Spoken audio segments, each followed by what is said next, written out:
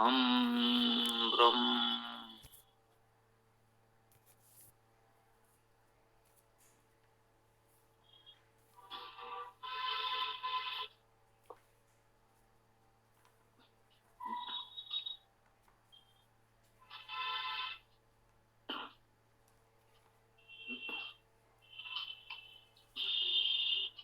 ओम हम ब्रह्म।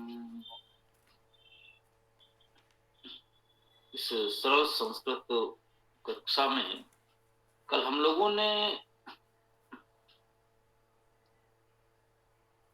वाच्य प्रकरण को तो लगभग पूर्ण कर लिया था। परस्मय पद तथा आत्मनेय पद क्रियाएं हो सकता है ये कुछ उतना स्पष्ट न हो पाया हो, तो कुछ चर्चा तो की गई थी।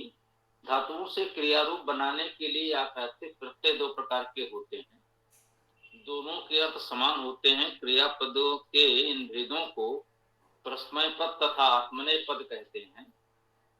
उदाहरण, पठ धातु से वर्तमान काल की क्रिया पठति परस्मय पद है। आत्मनेय पद में इसका रूप पढ़ते बनता है। दोनों के अर्थ समान है। तो ये तो स्पष्ट है। पठ में अति जुड़ा पठति हो गया, अति जुड़ा तो पढ़ते बन गया। बस इतना अंतर है, ती का ते हो गया। कह सकते हैं कि अंतिम स्वर ई के स्थान पर ए हो गया, बस। तो आगे बोध में कहा भी गया है, पठधातु में अति जोड़ने से परस्मय पद रूप पठत तथा अति जोड़ने पर आत्मनेय पद रूप पढ़ते बना है। अति परस्मय पद आख्यातिक विभक्ति है तथा अति आत्मनेय पद आख्यातिक विभक्ति। तो विशेष में कह रहे हैं, आत्मनेय पद क्रियाएं कर्मवाच्य तथा भाववाच्य क्रियापदों का आधार मानी जाती हैं। तो यहाँ उनका परिचय आवश्यक है। कल इसकी बात की गई थी। कर्मवाच्य व भाववाच्य क्रियाएं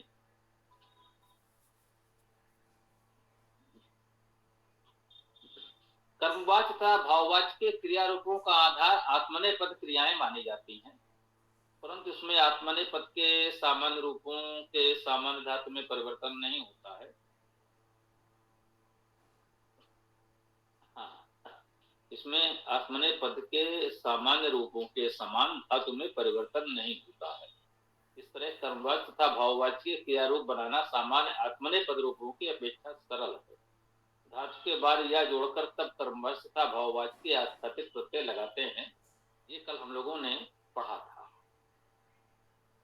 तो ये जो विभक्त प्रत्यय हम लोगों ने पढ़ाए हैं, वही कर्तवाच्य, भाववाच्य, कर्मवाच्य आदि बनाने में प्रयोग हो रहे हैं। और कर्मवाच्य व भाववाच्य ये क्रियाएं आत्मनेय पद के समान बन रही हैं। विशेष बात यह है कि इसमें और धातु रूपों में कोई और परिवर्तन नहीं हो रहा है। विभक्तियां ज्यों का त्यों जुड़ जा रही हैं, केवल या सम में जुड़ रहा है। तो इसके पश्चात उदाहरण के रूप में ही माने पठ धातु के कर्मवाच्य व भाववाच्य क्रिया रूप यहाँ दिए गए। इसको उदाहरण के रूप में समझ लें। सभी धातुओं के रूप हम इसी प्रकार से बना सकते हैं। जैसे वहां उदाहरण में कहा गया था, अते जुड़ा।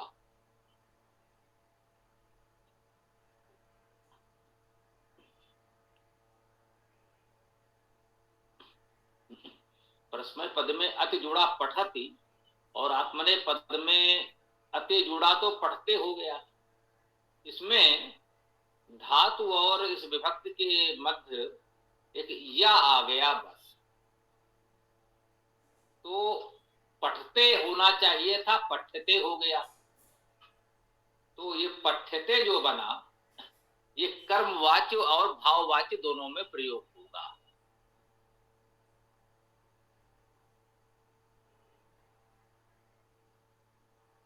ठीक, ये प्रथम पुरुष, मध्यम पुरुष, उत्तम पुरुष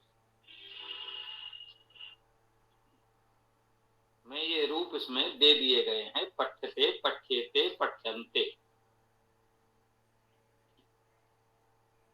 या हटा दें तो आत्मनेपद के रूप बन जाएंगे।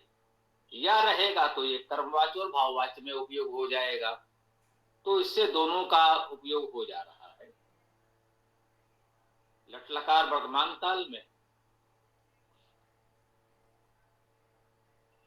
भविष्य काल लट लकार के रूप में वही दे दिया गया जैसे इससे जुड़ेगा पहले से हम लोग जानते हैं। विशेष भूत लंग लकार, क्रिया उपसर्ग भी है, इसे उसमें अपठत होता था, इसमें या आ गया, पठ्यत हो गया। बस केवल या का आगम है, शेष यथावत है। पहले जो भी हम लोगों ने विभक्त प्रत्यय और क्रिया रूप आदि देखे हैं यही है। कर्मवाच्य तथा भाववाच्य प्रयोग के ये जो नियम दिए हैं, इनको एक बार समझने का प्रयास कर लें तो समास प्रकरण पर आ सकते हैं।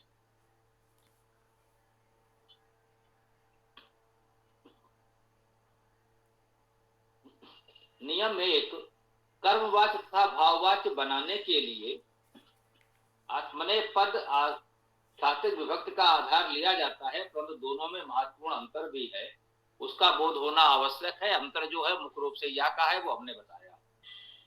कर्मवाच्य तथा भाववाच्य में वर्तमान काल लट लकार, विधान वाक्य लोट लकार, विशेष भूत लंग लकार तथा विध वाक्य चाहिए अर्थ में विधिलिंग में धातु में या जोड़ने के बाद विभक्त प्रत्यय लगाते हैं।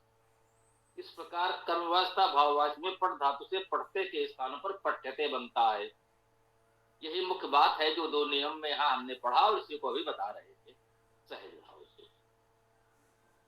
अब नियम 3 में कह रहे हैं, कर्मवाच्य तथा भाववाच्य भविष्यत काल लिट लकार में धातु में सामान्यता या नहीं लगता तथा आत्मने पद कर्तवाच्य की भांति सते या इष्यते आदि ही लगते हैं। ये सते इष्यते जो हम लिख रहे थे, इसमें या तो पहले से है ही, तो अलग से एक और या नहीं लगेगा। जो भविष्य काल में इष्यते का या है वही पर्याप्त है। तो पठिष्यते हो गया। कुछ धातुओं के भविष्य काल आशीष वाक्यों तथा अनुबंध वाक्यों में दो प्रकार के वैकल्पिक रूप बनते हैं। जैसे दा धातु से दास्यते, दाइष्यते आदि, दोनों में कोई भी रूप प्रयोग कर सकते हैं। दोनों ही शुद्ध है, व्याकरण की दृष्टि से समान है, दोनों का महत्व, दोनों की मान्यता समान है, इसमें कुछ भी अलग नहीं है। तो जो रूप जिसको सरल उपयोगी लगे वो स्वीकार कर सकते हैं। जिसको लगता है दा में सते लगाया, दासते बन गया, तो सरलता से दा धातु से आप दासते ही बनाएं। वही भविष्यत काल के लिए जो कहा गया कि सते तो पहले से है तो दासते हो गया। अब इसमें एक रूप दाइष्यते भी है, जिसे जो कहा गया कि इसमें या और लग जाता है, तो इसमें या भी आ गया और उसके बाद इष्यते भी आ गया, दाइष्यते हो गया। तो इसको क्या कहा जाए?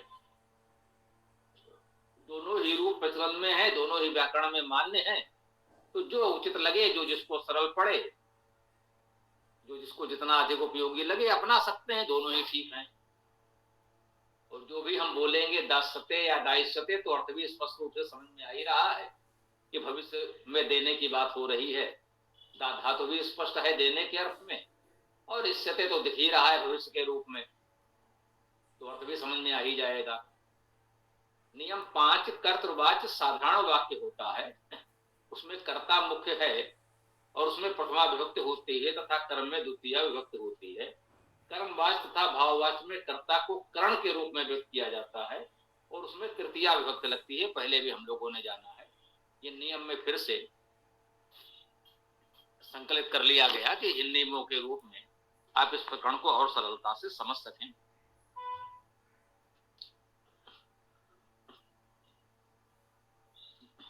अगला नियम 6, कर्मवाच्य में कर्म को कर्ता के रूप में व्यक्त करते हैं और उसमें प्रथमा विभक्ति होती है।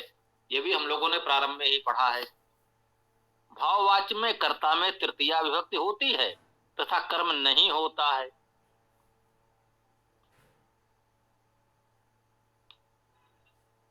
ठीक है। नियम 8, भाववाच्य क्रिया अन्य पुरुष एक वचन में होती है। ये भाववाच्य में विशेष बात है, क्रिया अन्य पुरुष एक वचन में ही होती है, अर्थात 3 पुरुष और 3 वचन में इसकी क्रिया जानने की कोई आवश्यकता नहीं है, एक ही क्रिया पर्याप्त है इसके लिए। और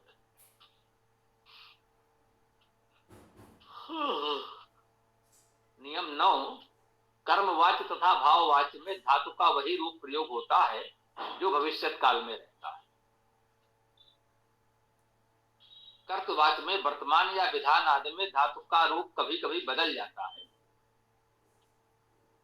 जैसे गम धातु से गच्छ होकर गच्छत रूप बनता है ना, गम धातु है उससे गच्छ हो गया, गच्छत बना, गमत रूप नहीं बनता, गच्छत बनता है। ये ध्यान देने की बात है। हम कहते हैं भाई कौन सी धातु है, गम धातु है, जब रूप बना तो गच्छत हो गया, इसमें गम कहां गया, तो गम के स्थान पर गच्छ आदेश हो गया, ऐसा कहते हैं। परंतु कर्मवाच्य था भाववाच्य जब बनाएंगे तो गम्यते ही होगा, गच्छते नहीं होगा, ये मुख्य बात। भविष्य काल में भी गमिष्यति होता है, गच्छिष्यति नहीं होता। और कर्मवाच्य भाववाच्य में भी गम्यते ही होता है, गच्छते नहीं होता। ठीक। अब आगे हमने कहा है सरल संस्कृत में इसे वैकल्पिक माना जाना चाहिए। भाई अगर कोई गच्छते भी कह देगा तो अर्थ तो समझ में आएगा, क्या समस्या है। गम्यते होता है, अच्छी बात है, और भी सरल है तो गम्यते का प्रयोग हम करेंगे, करना ही चाहिए। और जिसे हम कहते हैं प्राथमिक स्तर पर यदि कोई गच्छते बोलता भी है तो क्या है, गच्छते बोलेंगे तो अर्थ तो समझ में आ रहा है ना, रूप ही बन रहा है। ठीक है भाई, अब मान लीजिए गच्छ धातु अलग है, गम धातु अलग है, तो भी कोई समस्या नहीं है। नियम 10, कुछ धातुओं का अंतिम स्वर आ ए ओ आदि के स्थान पर ई हो जाता है।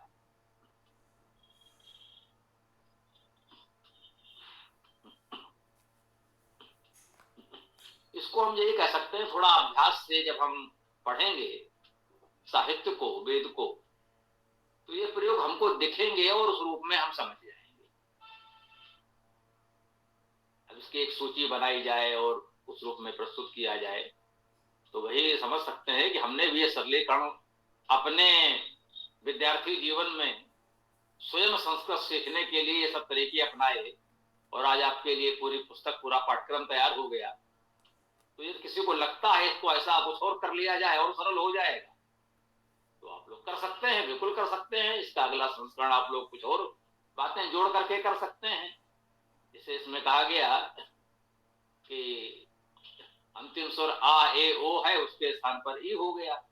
दीयते, दा धातु है तो दायते होता, दायते नहीं हुआ, दा धातु से दीयते हो गया, आ का ई हो गया। उसी तरह धा धातु है, वहां भी धायते नहीं, धीयते हो गया। तो ये तो केवल बोलने के अभ्यास की बात है। आप दायते धायते भी बोलेंगे तो क्या होगा, अर्थ तो कोई बदलेगा नहीं, वही रहेगा। यह नियम वैकल्पिक है, लिखा भी यह नियम वैकल्पिक है तथा सभी धातुओं पर नहीं लगता है। भूयते, देखिए भूयते में भूयते ही रहेगा, गायते भी है, स्नायते भी है, ध्यायते भी, इसमें कोई परिवर्तन नहीं हुआ। तो जब हम भूयते, गायते, स्नायते, ध्यायते कह सकते हैं तो दायते धायते भी बोलेंगे तो क्या होगा, कोई समस्या नहीं है। इसीलिए कहा गया यह नियम वैकल्पिक है। तो हम ऐसा भी बोल सकते हैं, वैसा भी बोल सकते हैं, उसमें कोई समस्या नहीं है हमारे विचार से।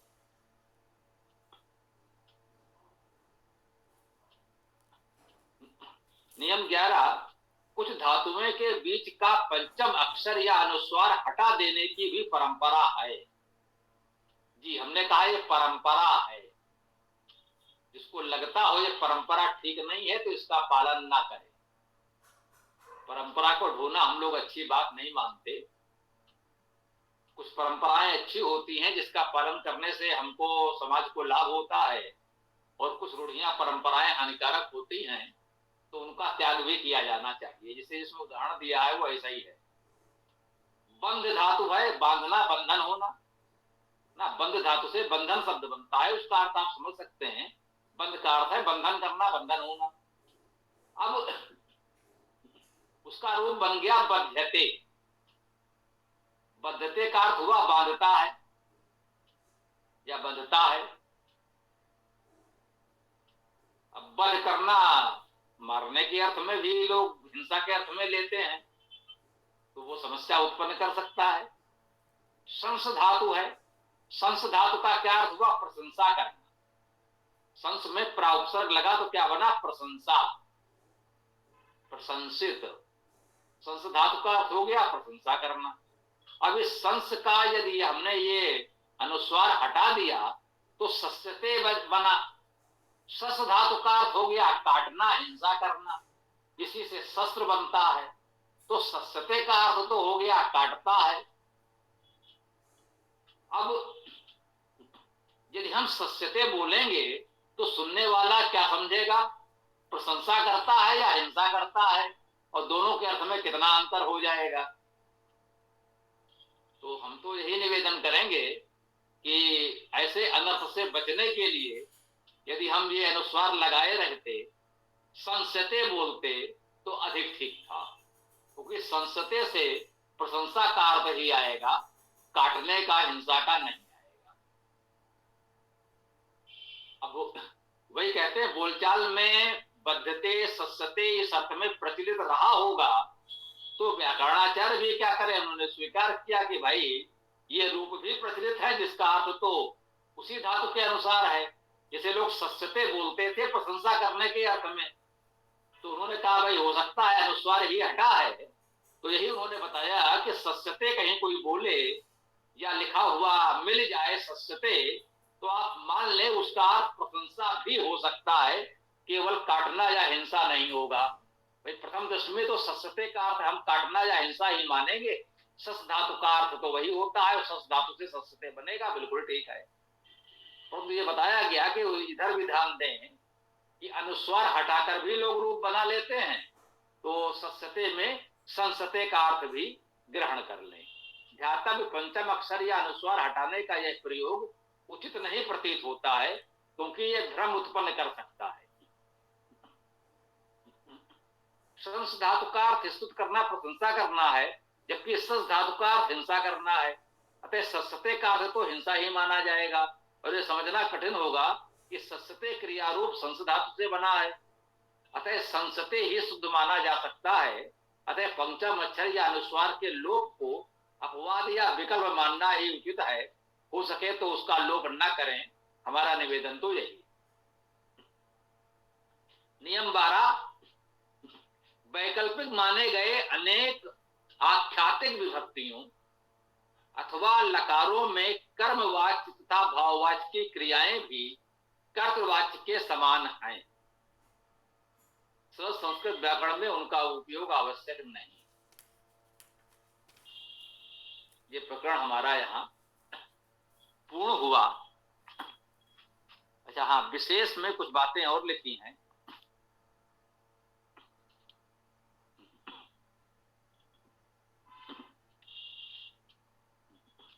परंपरागत व्याकरण में 6 लकारों में कर्तवाच्य के समान ही कर्मवाच्य तथा भाववाच्य की भी क्रियाएं मानी जाती हैं।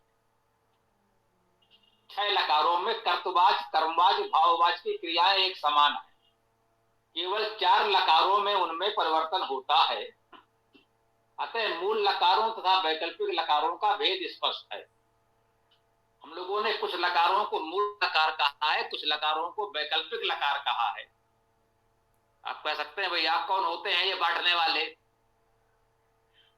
ईमानदारी से हम स्वीकार करें कि हमने ये जो मूल लकार और वैकल्पिक लकार बनाए थे, अलग अलग किया था, उसका उद्देश्य था सरलता से संस्कृत भाषा को सीखना सिखाना। कि जो मूल लकार हैं वो अनिवार्य हैं, उतना सीख ले तो संस्कृत भाषा का उपयोग कर सकते हैं, और अन्य को वैकल्पिक रखा कि भाई बाद में सीख लेंगे।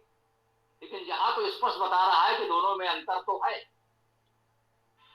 स्पष्ट है।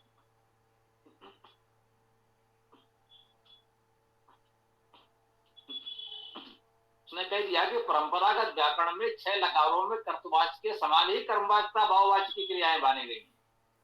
6 लकारों में अंतर ही नहीं, केवल 4 में है। तो ये मूल लकार हो गए, वो वैकल्पिक लकार हो गए। यदि 6 लकारों में क्रियाएं तीनों वाक्यों में समान हैं, तो अन्य 4 लकारों में भी समान क्रियाएं स्वीकार की जा सकती हैं। अब ये हमारा एक विचार है, सुझाव है, वो आपके ऊपर है कितना स्वीकार करें या ना करें। यदि यह स्वीकार किया जाए कि वाक्य भेद को व्यक्त करने के लिए क्रिया के रूप में अंतर रखना आवश्यक है, तो मानना पड़ेगा कि 6 लकारों के प्रयोग में इस दृश्य से पुनर्विचार किया जाना आवश्यक है। सीधी सी बात है, 10 लकार आप मान रहे हो और कह रहे हैं 6 में तीनों वाक्यों में समान रहेगा, 4 में अलग होगा, तो क्यों होगा भाई? कैसे अंतर समझ में आएगा? यदि वाक्य के अनुसार क्रिया रूपों में अंतर आवश्यक है, जिससे पता चले कि ये किस वाक्य में है, तो सभी लकारों में वो अंतर होना चाहिए। और यदि 6 लकारों में अंतर नहीं है, तीनों वाक्यों में कर्तवाच्य, कर्मवाच्य, भाववाच्य में एक समान क्रियाएं हैं, और वहां से आपका अर्थ स्पष्ट हो जाता है, तो शेष 4 में भी अंतर करने की आवश्यकता चाहिए। तर्क संगत बात तो यही है। तो इस पर आप विचार कर सकते हैं।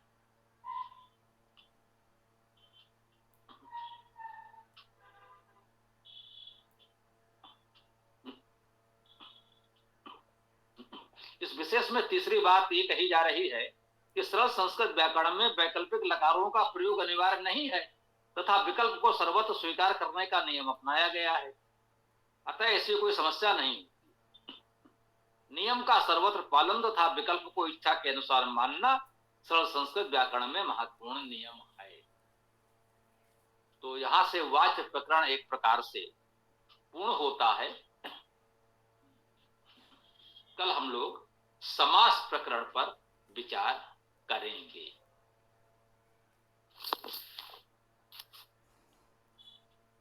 तो आप लोग जैसा उचित समझें, कुछ विशेष प्रश्न आदि हो तो रख सकते हैं, या वेदाष्टक का पाठ करें, वेद मंत्र कर लेते हैं, उसके पश्चात सभी प्रश्न हो जाएंगे। समय भी आपका उपयुक्त हो गया है, जो भी समय आपने दिया है उसमें ये पाठ पूर्ण हुआ। तो आगे बढ़ें।